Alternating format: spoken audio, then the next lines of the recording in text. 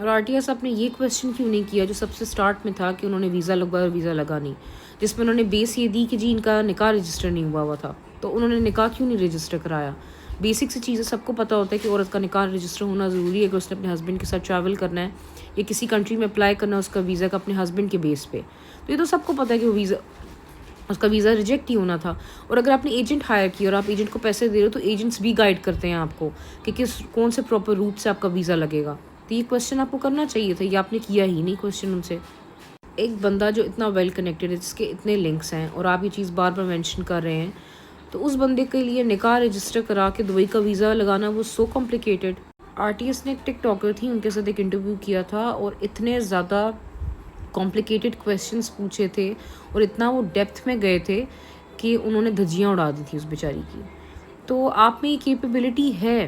And आप बहुत जगह उनको इस तरह से क्वेश्चन कर सकते थे, जो कि मुझे लगता है कि आपने नहीं किया। अब मुझे नहीं पता कि आप लोगों के शायद म्यूचुअल लिंक्स हैं या क्या है जिसकी वजह से आपने उनको स्पेस दे दिया, एज दे दिया, क्योंकि वो जो ज़ारा वाला टॉपिक है वो इतना मेजर चंक रहा है इस सारे मसले का, इस सारी कंट्रोवर्सी का, और आपने उसको इतना लाइटली एड्रेस किया। मैं ये नहीं कह रही कि आपको गाली गलौज करना शुरू कर देते, मार धाड़ शुरू कर देते,